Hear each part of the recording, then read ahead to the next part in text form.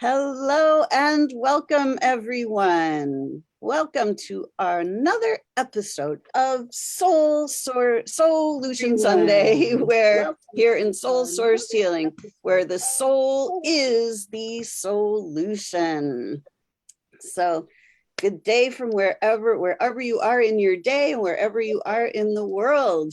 I am Lisa Warner. I am the author of The Simplicity of Self-Healing, which I wrote after I healed myself from cancer without using the medical model, and which now I teach my clients how to do the same.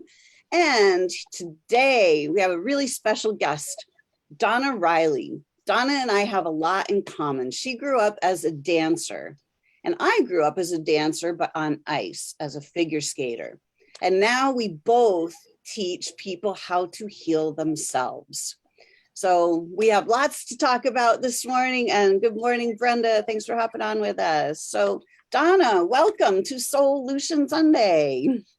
Thank you, Lisa. I'm so excited to be here. Me too. It's great to have you. So growing up as a dancer, tell us about growing up as a dancer and how you ended up doing what you're doing today. Oh, that's a long story, so I'll try to keep it short. But basically, yeah, I'd love to dance. I started at 5 years old. It was my joy, my happiness. I would spend hours, as soon as I finished my homework, my dad had built a little studio for me in the basement. I'd be in the basement, dancing, stretching. That was my life. And yeah, so it's always been my thing. I've always been very connected to movement and the body.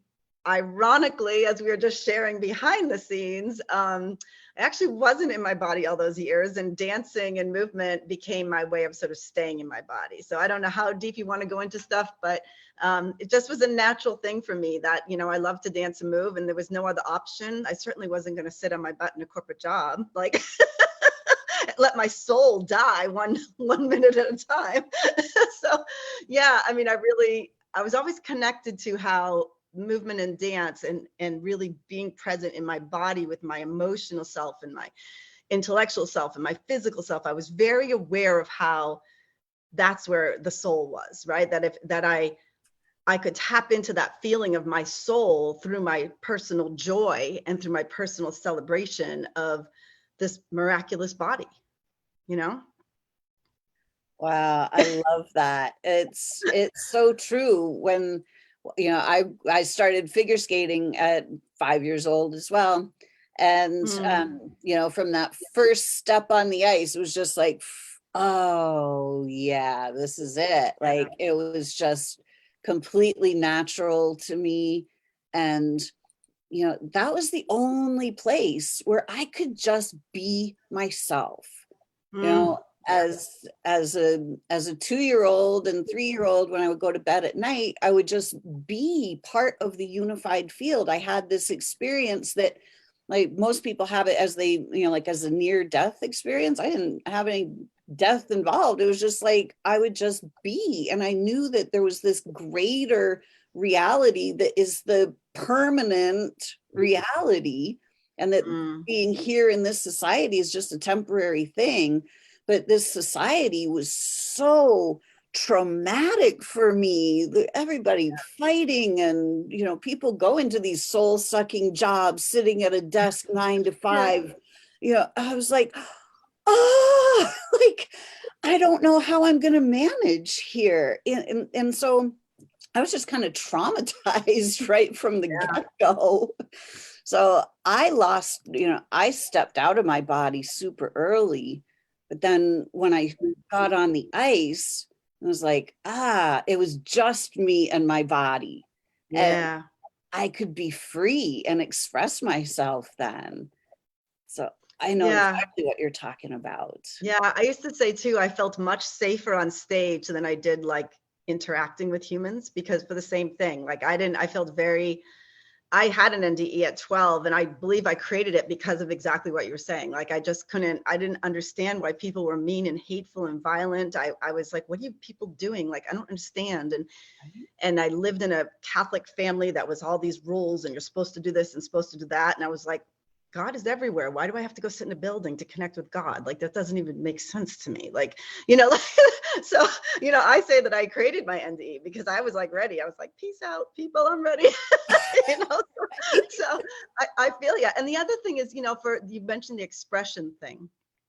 I think when we find a way of moving, and like yours was the ice skating, mine was the dancing, but they're so similar, right? Because they're about, like really just kind of being present in your body and expressing through the music or the movements, and that ability to express your true soul's essence, right? It's so hard to do that, I think, in conversation and in day-to-day society, because there's so many potential attacks or criticisms or judgments, or you know what I mean? Whereas like if we're just with our own selves expressing through our body, it's such a beautiful thing, right? Exactly. We live in, like I call it a satanic society, because it's really, meaning that, it's life taking, Yes. their source is life giving. And, when we're just by ourselves, when we're in that place of safety and security, and we can just simply express, like, everything is amazing, it's joyful, it's harmonious. But then we live in this society where it's all about fear and guilt and shame and doubt, and it's like we're not safe at all in that environment. No. So these children, we're immersed in that environment, and it's incredibly confusing and just and traumatizing to the soul. It is very much so. I mean, I've been starting a conversation. I've done a couple of Facebook Lives, and I'm like, I know I'm going to be attacked for this, but we got to get real. And the conversation is, we're all living in collective trauma. Yes. And until we acknowledge it, we're not going to be able to heal from it. We've got to call it what it is. This is extremely traumatizing, what's being imposed upon us. And even if we're not living from that stuff, it's an energy, right? It is still affecting and impacting our energy body, even if we're not consciously aware of that. That is happening. So it's like, you must be aware of moving that trauma through in any way that works for you. There's obviously millions of different techniques and things, but we've got to come to terms with that, I mean, and especially because we do so much sitting now on top of it. And when we don't move, things get stuck, right? Emotions, physical things, you know what I mean? Spiritual things, it all just and then the body gets like this, right? Closes and closes and closes.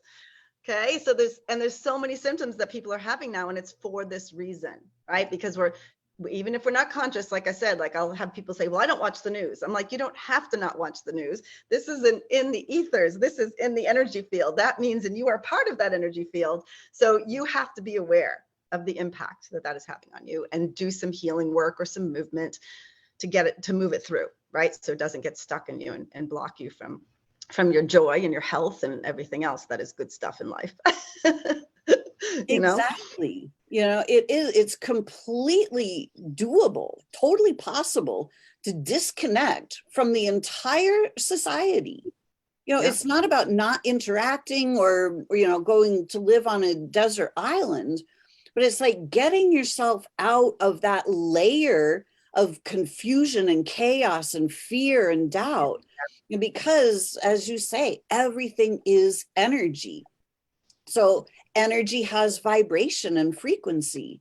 So this bandwidth of fear and guilt and doubt and shame and death and disease and destruction and war, all of that exists in a bandwidth of frequency. There's a completely different bandwidth that we can choose from. Literally, source, harmony, peace, ease, abundance is in a higher frequency bandwidth, like 2 separate octaves. And depending on where our attention point is, the people who are paying attention to this octave, they're only going to see the death and the destruction and the disease and the fear and all of that. They're not going to see this, because this stuff exists in a different space, not in a different location, but in a different space. So like the same, it's funny, this is like probably a little off the side, but I was seeing something the other day. A woman in Belgium did a report, and there were thousands upon thousands of people that converged in a peaceful protest in Brussels. And all of these people just in harmony, having one voice saying no more. And then on the other side of town, there was a full-on staged protest with violence, and she showed how the police, the media, and this paid group of violent protesters, all in black, were working together to create this other scene. And it's the other scene that was seen on the news. That's what they broadcast. However, both things were happening simultaneously in the same location in Brussels, but in separate parts of the city. Both things were true. So these people had a completely different experience than these people. And where we place our attention, if we place it on the news, this is what we're going to see. When we place our attention up here, we don't even notice this stuff because it doesn't come into our reality. Right. Yeah, I 100% agree. 100% agree.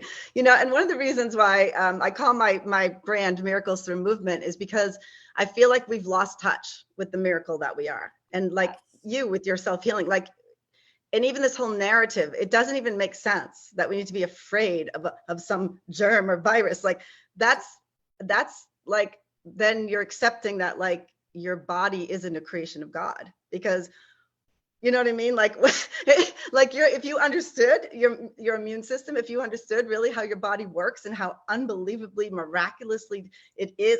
When I was in my 20s, I used to say in my bio, the human body is the most miraculous organism on the planet. There is nothing that will ever surpass it. No computer, no human being will ever, ever surpass the brilliance of this human body, of its design.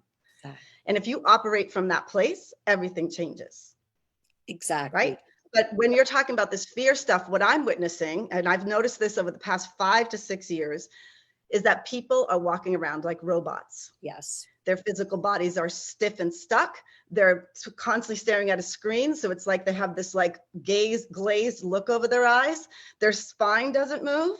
I mean, where do you go if your spine doesn't move? Like, hello, so I'm just witnessing. And so the way that I'm seeing is like, we are literally losing our humanness. Yes. And that's why it's so important to be in your body and move, like to stay human. Don't let yourself be turned into a robot.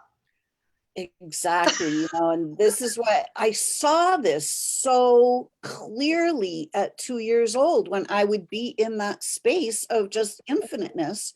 I would look at the earth and I would see humanity with a glazed look. And I was like, oh my God, all these people have amnesia. And to me, it just simply looked like a whole bunch of people as zombies. They weren't bad people, not at all. Like not like a zombie, but just like they completely vacant from the soul. They had no connection, no remembrance to the brilliance and the beauty that they are. And I just thought, oh my God, if these people just remembered who they are, like everything would be great, because we would be living in heaven on earth. Exactly, and at 2 years old, it was just so traumatizing.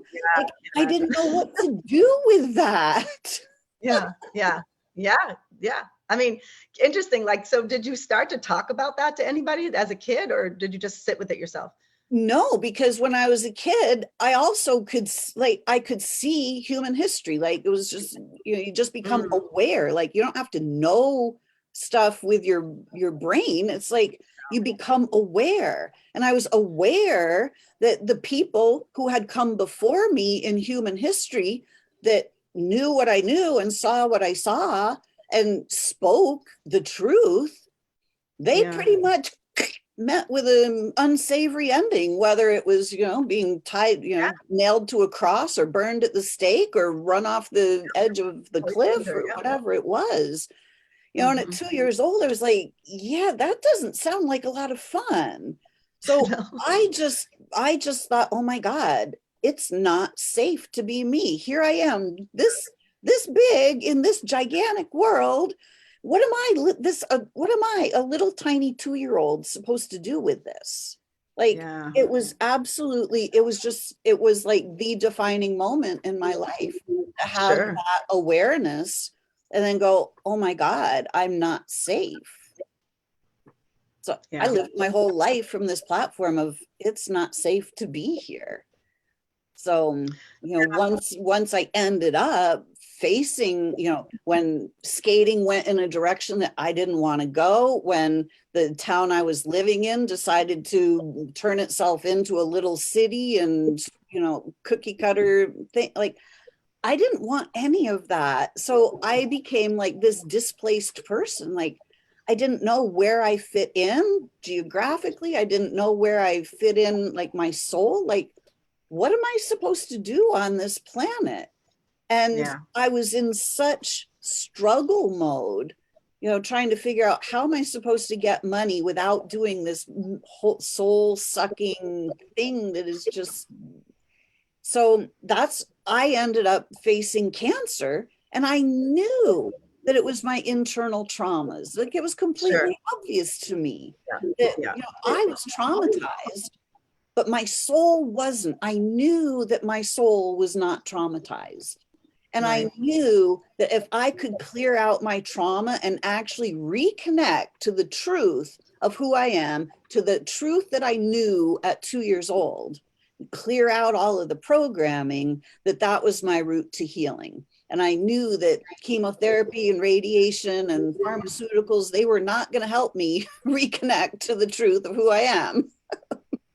Yeah. What you just said, I think is probably the most heartbreaking thing to me. Like I personally, of course we operate from the same mindset, which is anything that happens physically, anything that's showing up physically is there for a divine purpose. Yes. It's simply your body telling you, please pay attention to something, or please clear or heal something.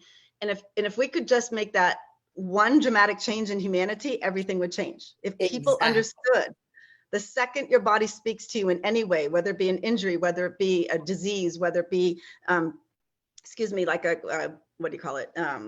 Anything, right? Just anything, or just general aches and pains. There's a reason. It's not just like one of the things that kills me, especially now because it's become so normalized, is this, oh, I guess I'm just getting old. Oh, like, shit. It's you're living on medication. You don't freaking move your body. Like, excuse me, but you have a shitty mindset. You have no spiritual practice, and you think this is normal, that you're just getting old. No, your body is showing you that you are not taking care of it. exactly. Yes. It's not complicated. Right? It's like we talk about these two layers, and this layer up here is source. It is the source of all life-giving energy. And that life force energy is flowing to us 24/7, 365, like an unending supply of mother's milk. And oh, that's a good analogy. right? And there is also a source of the antithesis of that. There is the source that sucks the life force energy right out of us. Yeah. And when we plug into that, the media, the governments, the systems, when we plug into all of the programming, that is sucking the life force energy directly out of us. Fear, guilt, doubt, worry, shame, blame, stress, anxiety, all of those are symptoms and signs that we are plugged into the wrong source. Yeah, definitely. It's interesting because that's one of the things I'm so grateful for too. And one of the first things I try to teach people is this idea of like that, what you just said, just like being able to really listen. If you're talking to somebody, if you're interviewing for a job, if you're looking at an apartment that you might want to live in, is your body opening or closing? Because that's your answer, right? Like that idea that like, what is the yes to my body, which also to me is your soul. Like it's the same thing to me. Yep. And so it's like really learning, like you said, like I knew at a very young age, I used to get in a lot of people would criticize me for this, but say I was going to look for an apartment and I literally would pull up to the apartment and I would look at the person I'm with. I'm like, nope, keep moving. And they're like, you didn't even see it. And I'm like, I don't need to, I feel it. Yep. Right. I would feel my whole body go, oh, hell no. Right. Like, and I'd have boyfriends and people and friends be like, good God, Donna, just give it a chance. And I'm like, no, it's very clear. It's a no. Right. Or I walk into a place or I meet a person, my whole body lights up and opens up. I'm like, that's a yes. Yep. Right. And that's how I navigate my life. Right. So yeah, when you're buying into those lower levels or you're forcing something like those people were trying to force me against my inner knowing. Exactly. And I was strong enough to be like, no. Yep. Right. Like, no, I know what's right for me, because I know how to listen and tune in, and I live from that place. Sorry if you don't agree with it. Right. When we go back to these two layers, the two different octaves, it's like, it's completely clear which octave we're tuned into, because the lower level octave, the fear, the doubt, the guilt, the worry, the stress, all of that, it contracts. It makes our bodies feel tight, dense, heavy. And it's a clear no. But we're taught, we're like, you have to do this, but this is the way it is. This is what you have to deal with. This is what you have to do. Yeah. And we're taught from early age to override our own inner knowing. Yeah, we're taught to only live from here. If you look at, I'm very clairvoyant. So when I am out, and I'm not out and about a lot because I just, don't want to interact with a lot of the energies. But if I go, say, to a grocery store, if I'm, or even on a Zoom call, I can see that, like, this is how I see people. Like, they're just head up, right? There's no energy in the body. And it's like, as long as you're living from that place, you're caught up in that system. Exactly. And we're programmed, we're trained to live up here. That's what school is for. It's all mental gymnastics. Just keep us occupied with mental gymnastics all day, every day, so that you cut yourself off from your soul. And most people, if we say that to anybody in the education system, they're like, oh, no, you have to educate these kids. Well, guess what? We're educating us right out of our own inner knowing. We're educating us out of our soul. We're educating ourselves out of the harmony with the universe. If you take any person, 95 or more percent of the society, you take anybody and you put them out in the middle of the forest, most of them will not survive, because they will have absolutely no idea how to live off the land or how to find their way back to civilization, have no clue. Right. And this is not normal for any of us.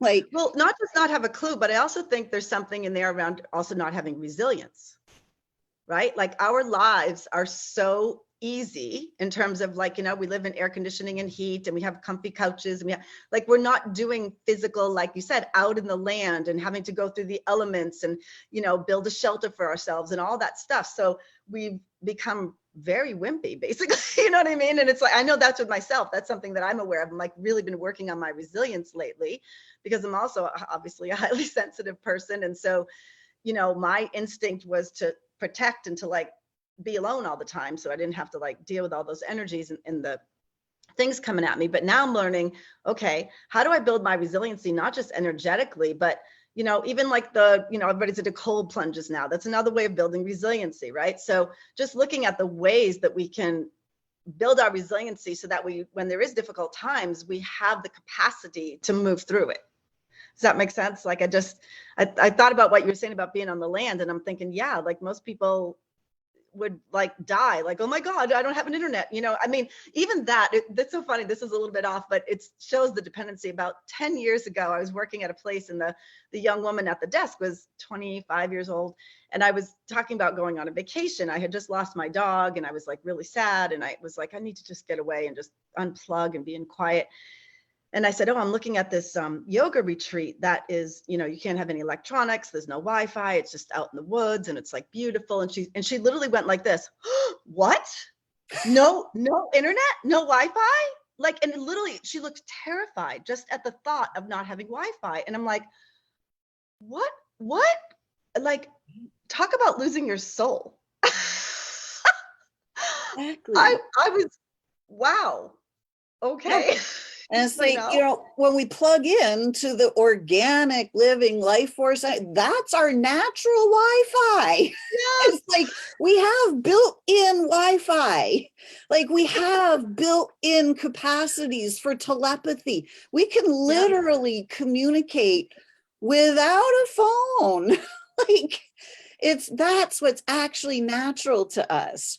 The Yeah. ability to go out and speak to the plants and the trees, like Yeah. that's I talk to the trees all literally the a time. natural ability that, Yeah. like, how do you think the Native Americans would go out and figure out which mushrooms they needed to eat and which ones they needed to avoid? They would just simply ask the mushrooms, like, what are you going to do for me? Which ones are the good ones? And they would receive the answer. It was Right. clear. Like, Yeah. Yep. amazing. Lisa, I'm glad that we do what we do because we get to keep our souls filled up with good stuff and help others. And Exactly. We have Lee, who was on our show recently. He's an amazing example of what we're talking about, staying connected to his body and teaching people that you don't have to get old and age. yes. As a man in his 70s now, he's Oh, totally strong wonderful. with it. He says the body is always healing. Our aches and pains are manifestations of this healing process. Exactly. Yeah. Our spirituality is our way of connecting to this healing process. Absolutely. Yes. Our bodies are always working on our behalf. Yep. And this is the thing that we don't understand. This is how we have been indoctrinated in this society, is to believe that when the body shows a symptom, that it means there's something wrong with our bodies. And this is literally never true. It means that our bodies have been responding to an internal battle. When we are living in fight or flight mode, when we're living in having to protect ourselves mode, when we're living in fear and anxiety mode, we feel those things in our bodies, and our bodies are responding to those things that we perceive to be threats.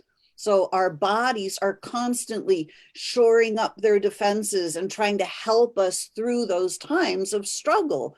When we're in our head going, what do? I don't know what to do. How am I going to fix this? Our body is responding and helping us. So it's either growing extra cells to help us process things easier or better, or it's depleting the number of cells so that we can get more oxygen in, or things can move through easier. And then when we go into healing, the body reverses those things because now it gets to go back to normal. And that's the part that's uncomfortable. That's when we go, ruh-roh, something's wrong with me. I better go to the doctor and find out what's wrong with me. And then they just simply tell us, and then they give us a prescription. They give us a diagnosis. And then we go, oh no, because the diagnosis then comes with an entire storyline attached of Yep. how bad it is, or how long it's going to take, or if you're ever going to get better again. And when we accept that, we just simply then live out the story that they have handed to us. Yeah. Sad. Yep. Yep. So here it is, people. When that happens, look the other way. Look and see what actually your body is doing for you. Start trusting your own body. It's miraculous. Yeah. Yes, yes, yes, yes, yes. And I think too, you just talked about all the internal things, but then there's also the external things in terms of the environment, right? Pollutants and too many electromagnetic blue light and all that stuff. So there's, there are the external variables that obviously impact our body as well. But you're right. I mean, we have the capacity to heal 100%. without medication. You know, the amount of surgeries that I see that are completely unnecessary just because it's like their fascia is just all jacked up. And if they just learned how to, you know, have a healthy fascia system, they wouldn't need the surgery. And, you know, it just breaks my heart to see, and the dependency. You know, the dependency on, like you said, going to a doctor. I mean, so I didn't heal from cancer, but I have a similar stories. But one of my biggest ones was with my heart. So about 3 years ago, I was having heart pain, but I knew it wasn't my heart. You know what I mean? Like I knew, and then I started to go into my shoulder, and all of a sudden I couldn't move my arm in the full range of motion. And I was like, what is going on? And so I started to do, you know, all my movement practice and go deeper into like exploring, why is it stuck? What's happening? So over a period of time, all of a sudden, and then I was out one side walking, and I talked to the trees, and I said to the trees, I said, okay, what is this? Like, I'm ready. I want to hear what it is. I want to hear what I need to do. And I just saw a vision that was of my heart, and it was in a steel cage. And the steel cage was so tight that my heart wall was like busting through the rungs of the cage. And I instantly knew the message. It's time to let go of the steel cage that you've had in place protecting your heart. It's time to open your heart and live from love, because that's what you do privately, but you're afraid to bring it out into the world. So it's time to stop protecting, completely show up as your fullness and who you are, which is a source of love and connection to God and nature and everything else. Live from that place, open your heart, set yourself free. And guess what? I have no pain and my arm is full range of motion and, you know, whatever. So it is a journey though, right? Like as with your cancer, it's not going to happen in 2 days, but it's, I think, the most beautiful journey you can ever go on. It is the most empowering journey. Because, you know, it was in the beginning, it was just like, oh my gosh, what am I going to do? This is horrible. This is awful, you know, and like, no matter where I went, this enemy was always lurking. Like, is it going to actually kill me? What's going to happen? And all of a sudden, once I actually got quiet enough, and just like you, I kept asking the question. I'm like, what do I need to know about this to change it? What do I need to know? And finally, the information, just like you, the information just boom, there it is, plain as day. It's like, hey, you're not getting attacked by cancer. There is no such thing. Your body is supporting you. Your body's doing exactly what it needs to do. Cancer is the illusion. And in that moment, I was like, oh my God, that's the psyops. That's the thing that they use to scare the living daylights out of us. Yeah. And I was like, that's disease isn't what's actually happening to anybody's body, but it sells. Disease is a multi-trillion-dollar business. Yeah. And we have and they're invested in keeping you dependent on them, right? Absolutely, right? I mean, a healed customer is a lost customer. Exactly. So this, you know, we rely on a system that thrives on our sickness. Yep. For our health. Well, they call that the healthcare system, right? But it's not. It's a little flaw in the logic there, folks. Do you see the flaw in the logic? Relying on a system that relies on our sickness for our health. Don't go together. It doesn't add up. Pieces don't fit. Yeah, I know. So health is just completely natural and normal. And when we're living in our bodies, with our bodies, respecting our bodies and trusting our bodies, health is the only option. Yeah. It's just, I mean, it's like, it's like I have a deep reverence for my body, and I try to come from that humility and that reverence every day.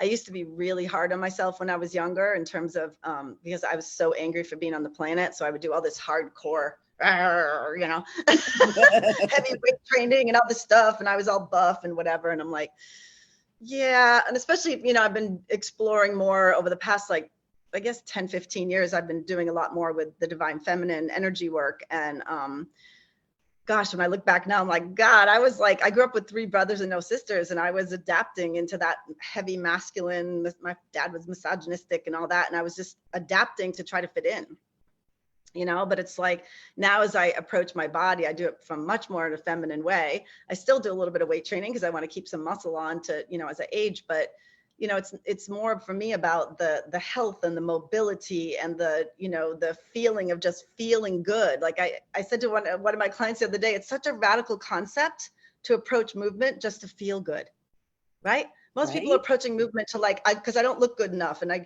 you know, I need to, you know, get more toned here and all this stuff. And I'm like, ultimately, yes, you don't want to carry a lot of extra weight. That's not healthy. But how about if you just, the irony is that when you approach it from the true respect and honoring of your body and true self-care and self-love, you'll be fit. You'll look good, right? Because it's like you can't, if you're not looking good, it's because you're not taking care of yourself, right? I mean, Exactly. maybe that's a little harsh to say, but it's, you know, we, again, like I said about the collective trauma, I think we have to get real. Like we have to be willing to look in the mirror and be like, I look like this, or I feel like this because of my behaviors, my thoughts, the choices I've been making, the way I'm living my day-to-day life. Like that's why this looks like it does. You know what I mean? Like you said, if you're doing all the healthy choices and living from those higher realms you talked about, you're going to end up looking good. You know, it just,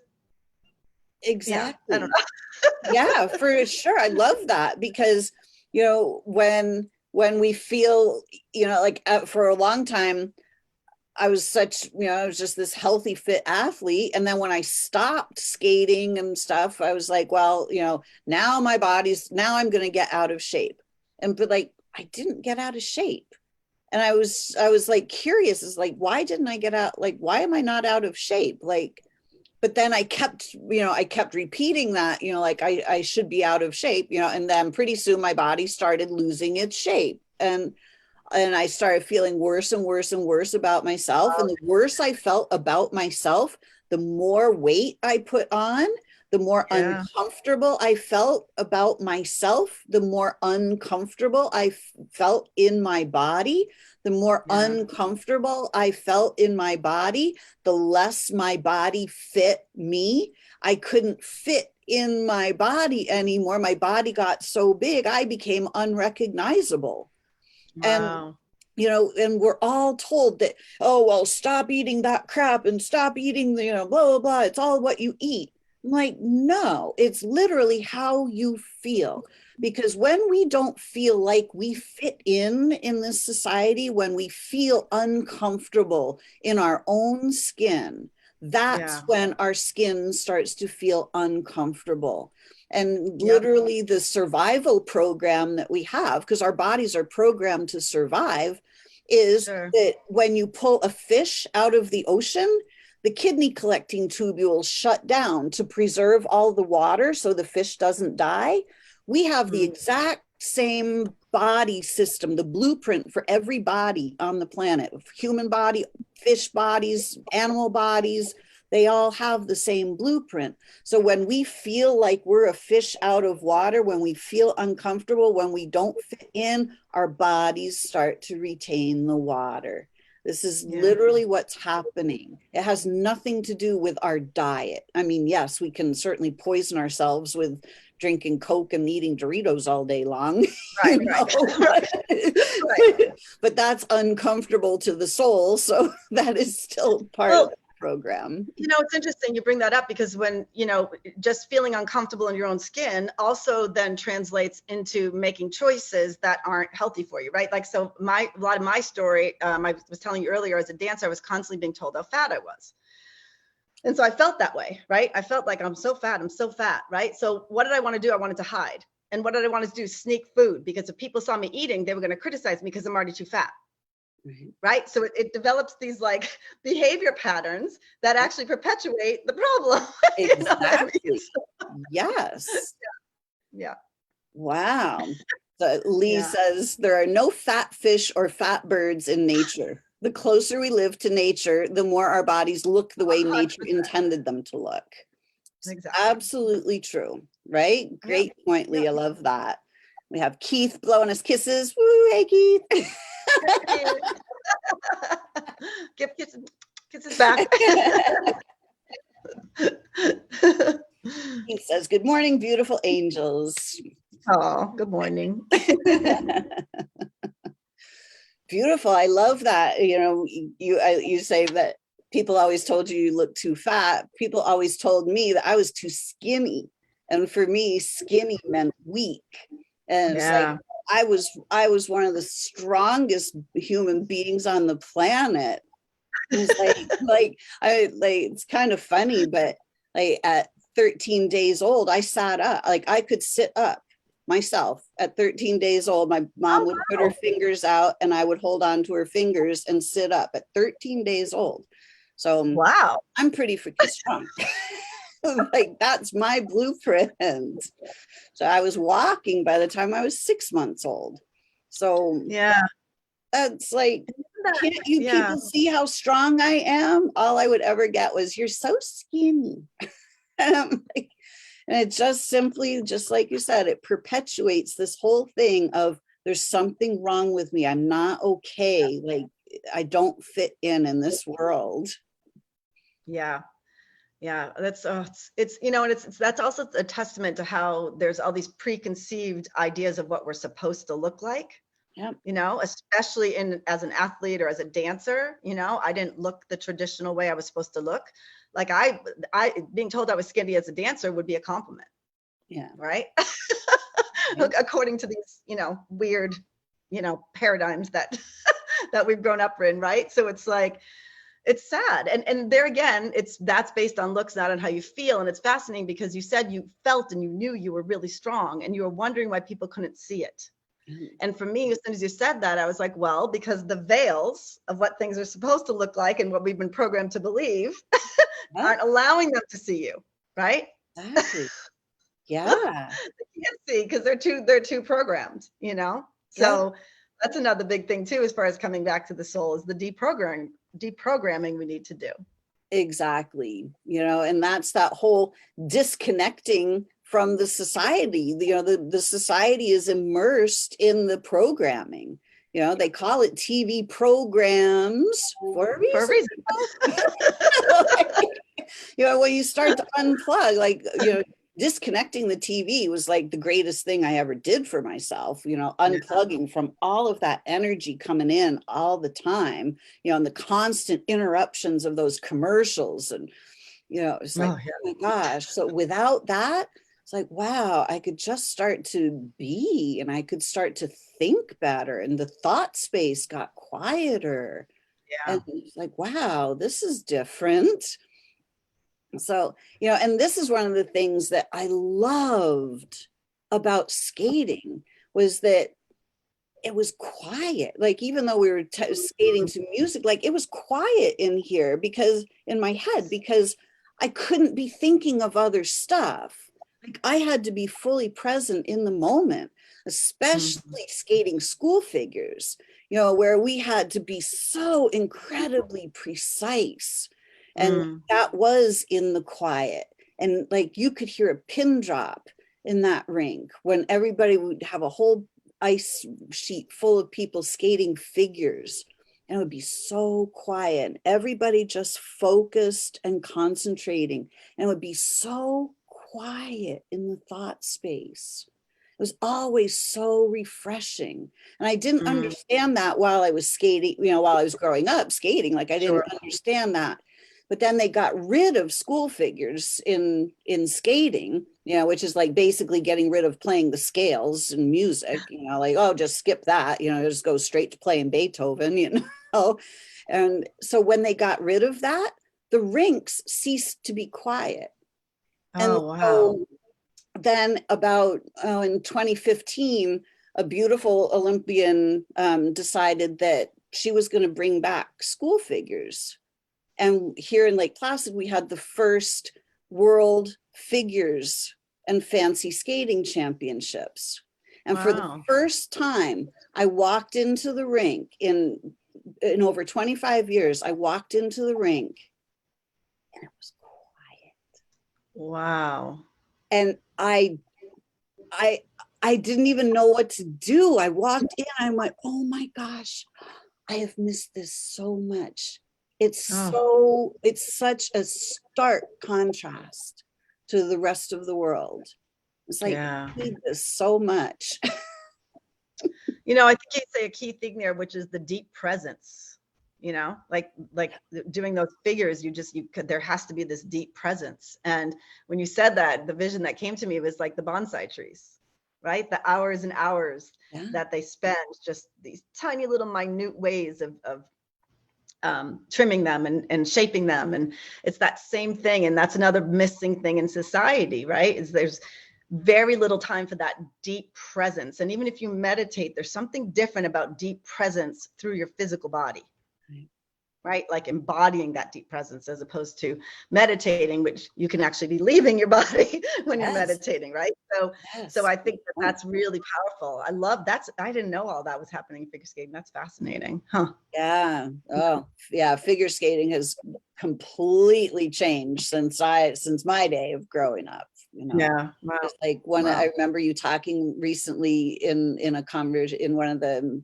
dream weaving conversations was about the ability to, when you were talking about doing split jumps, like just floating through the air and just kind of feeling yourself hang in the air for that moment, Yeah. and then that beautiful landing, trusting your body, trusting that foot touching down on the floor again. One of the greatest things in skating, one of the things I truly love would be just to gather a lot of speed and then just strike a pose and just glide in total stillness, but with that air flying through your, on your face, just feeling the stillness and the movement at the same time, like nothing like it. Just I know. brilliance. And so many people like have never experienced that. Never. And it's like, Yeah. it's just so fulfilling. And It's so skating fulfilling. doesn't even have that anymore. They don't reward, like you get penalized if you strike a pose and you hold it for more than like 4 seconds. Like you can't do like a beautiful Dorothy Hamill spiral or anything where you just hold the pose and just be for a moment. It's so sad to me. Yeah, and when I'm listening to you, gosh, this is such a great conversation. When I'm listening to you, I'm aware of, when I was dancing, I was never technically the best dancer, but I would always get feedback that people could not stop watching me on stage. And it's because of exactly what you just said. When I was dancing, I was a fully embodied soul expressing myself. I was emoting through my body. I was feeling spirit moving through me. And I was just sort of bringing that energy and giving it as a gift outward to the audience. And so it's like what you're saying, like they're going for technique as being like, how many jumps can you do and follow the rules? And it takes away the soul of it, right? Yep, it takes away absolutely. the soul. Yep, exactly. Yeah, you see these kids out there today, and even though most people would think figure skating is really beautiful, and it is, it's an amazing sport, but so many of these, I watch these Olympic athletes and they're skating, they're not even skating to the music, like we'll be skating to Carmen or something and they'll just be going blah blah blah blah blah blah blah blah, like no feel, no tango, no like it's just like jump jump spin spin jump. I'm like, oh my goodness. Yeah. They don't even know how to interpret or emote or any of it. It's just all technique, all technical, all technical, all technical. Go for the technical, do the math, do the math. And they say that to the coaches all the time. Do the math. Like, I am here to skate. I am not here as a mathematician. Thank you very much. I'm done. Like, oh my gosh. Another example of turning people into robots, right? Absolutely. Like just jump the hoops and do the performance and Yep. That's it. And it's revered. Yeah. So we have Keith saying, people called me fat in high school. I look at photos from high school and I was skinny. Kids can be so mean. Yeah, they're taught to be mean, right? I love speaking to teens, outing bullies. and telling the teens the truth about how perfect they are, just as they are. Bless you, Keith. Absolutely. We all need to hear that. We need to start hearing that in school, right from the get-go, from preschool, kindergarten, and the school system. Really, really, really, we need to dismantle this whole thing I that agree. gets us all in the head and disconnected from our souls.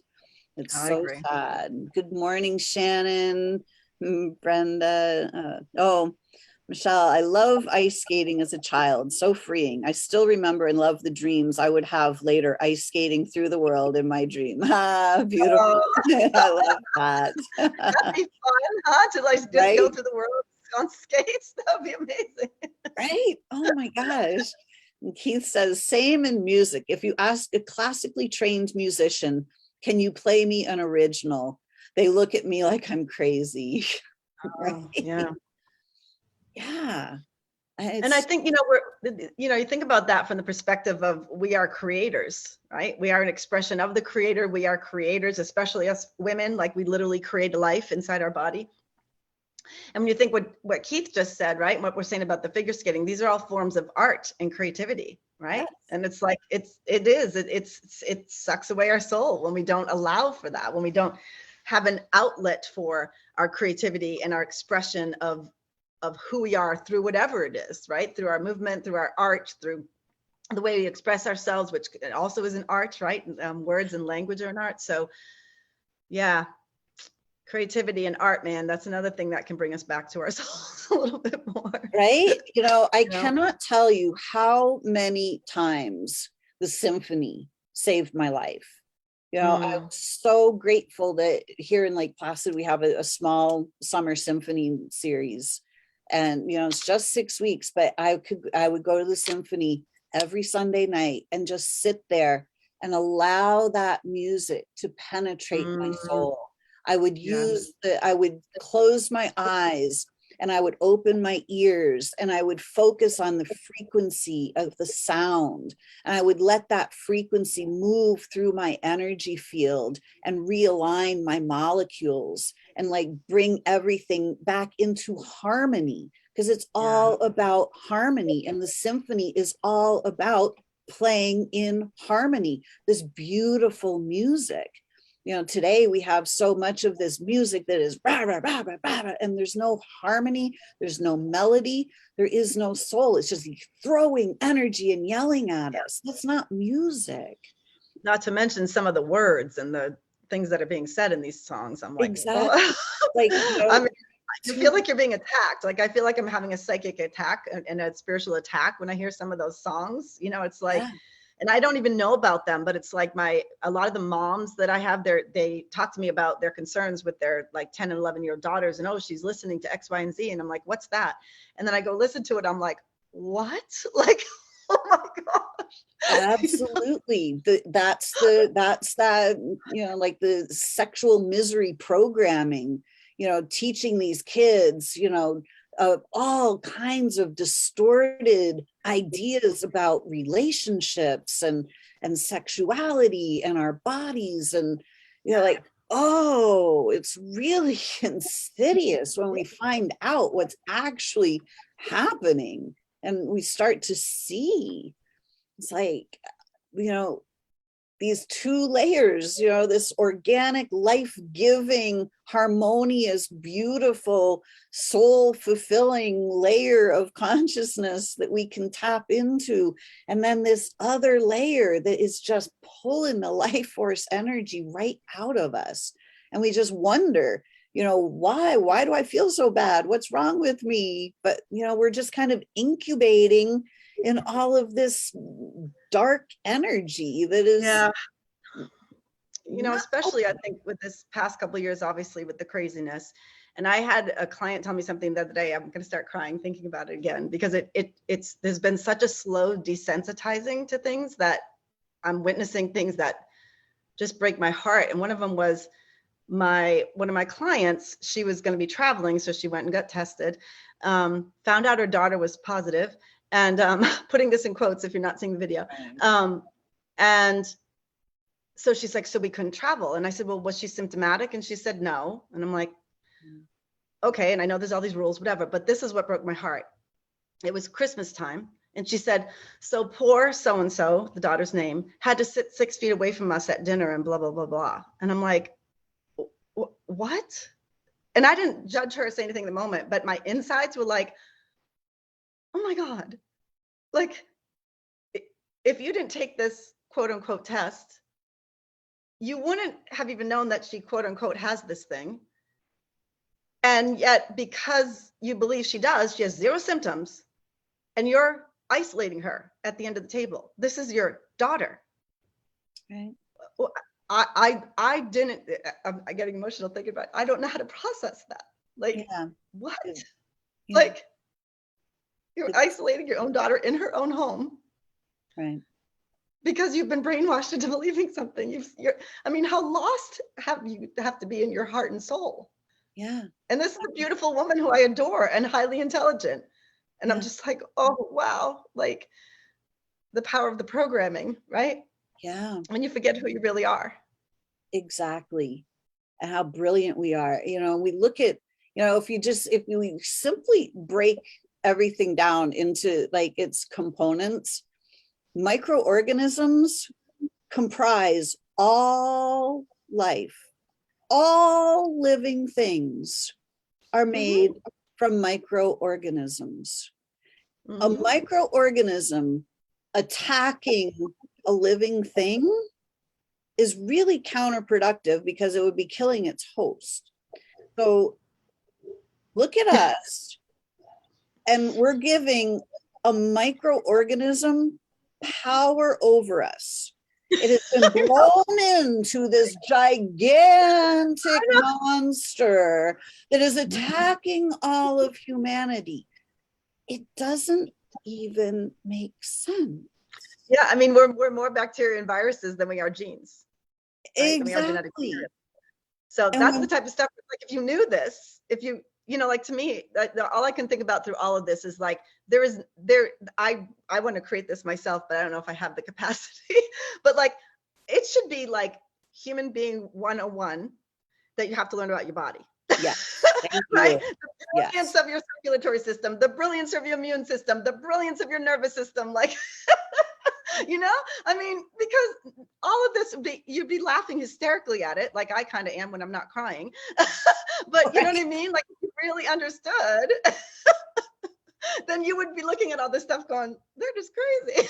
Exactly. And if you really understood who you are, this magnificent being of light that has been given life by the creator, whatever word you want to use, and we're divine perfected beings that are here in these physical bodies. If we understood the powers that we actually have, we would never be in this situation.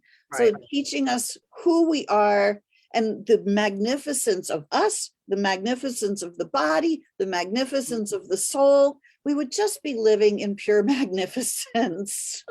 Yeah. You know, and like you said, when we get sick, to me, it's just like, okay, great. My immune system is doing what it needs to do to recalibrate, to heal something. And maybe it's time for me to look at, maybe my immune system could be stronger, so I'm not susceptible to, you know, to things or whatever. So it's like, again, those empowering opportunities when all these things are happening, to look at like, well, wait a second, I want to live from optimal health. Okay, well, let's go down that path, you know, as opposed to the fear path and the, you know, that whole, like you said, that lower level of the way of living. Anyway. Exactly. Yeah. You know, and I just say, like, we are our immune system. And it's when we're allowing ourselves to get thrown off base, to get thrown off kilter, to be thrown into fear and doubt and worry and guilt and shame, that's when the body has to go off balance to counteract that. So the immune system is literally our ability to stay aligned, body, mind, and soul, to stay comfortable in our own skin, to be able to say no to all the external forces. Like, that's really our immune system, our ability to stay in our own well-being. Yeah. Keith says, people are always surprised that I listen to my own music, my own CDs. I do, because I write and record what I need to hear to help me stay positive and focused on a higher thinking, higher purpose, higher consciousness. And that all is well, even now. And that I love that you say that, Keith, because the sound of our own voice can be incredibly soothing. And that's what can help us to bring ourselves back into alignment. Our bodies hear the sound of our own voice and they recalibrate. I love that. And adding the music to that with, the vibration of the music. And yeah, it's really powerful. Exactly. My kid, Shannon says, my kids had so-called symptoms in our home and we were still hugging and laying next to each other. It's so very sad when I hear stories like this, Donna. Yeah, right? I know. And Keith says, no, it's still called germ theory, not germ proven. Thank you. Right. Yes, and Shannon says, exactly, the narrative has to stop. Michelle, regarding the sound of your own voice, says, maybe that's why I talk so much. We love you, Michelle. We love hearing you talk. You always have wisdom to share with us. Beautiful. Wow, this has been such a great conversation. Thank you so much, Donna. Oh, thank you. Thank you. Thank you. So we hope that everybody has gleaned some wisdom from us this morning, some things that you can, take with you and contemplate. And how can you get back in touch with your own body? How can you let your body have everything that it needs? How can you allow your body to move comfortably? How can you be comfortable in your own skin and start to really trust your body? So Donna, how do you work with your clients? And if people want to reach out to you, who are the people that you're looking for to work with, and how do you help them, and how can they find you? So I specialize in working with women over 40, and we co-create movement experiences so they can open their bodies and learn how to tap into that divine inner wisdom. I work a lot through the fascia of the body. Say hello to Luna. She's like, Mom, what's up? What was I going to say? The first step, I just started a private Facebook group called Be Alive in 5, where I go live every day for 5 minutes and dance. Ooh. And I have this vision of starting this movement of thousands of women around the world, all just like stopping at the same time and just dancing. Just see the energetic ripple effect. And I see that like coming back into your feminine, juicy, yummy, delicious, miraculous body, and celebrating it and being in it and getting away from the computer screen. So that would be step 1. So it's Be Alive in 5 is the Facebook group. And then to get in touch with me, contact donna.me. Very simple. Beautiful. Great. And we'll put the links in the chat. So if anybody wants to reach out, and if you're watching this on YouTube, or you're listening to this on Connecting You to You radio, then look in the show notes, because the information will be in there as well. So thank you so much, Donna. I hope you will come back another time, and so we can have another conversation about this. There's so many avenues we can explore. Yeah, definitely. Beautiful. Thank you so much. Thank you, Luna, for joining us today as well. People say we look alike. We have the same eyes. Aww. Beautiful. Great. So everybody, again, my name is Lisa Warner. I'm the author of The Simplicity of Self-Healing and creator of the Soul Sourced Healing Facebook group.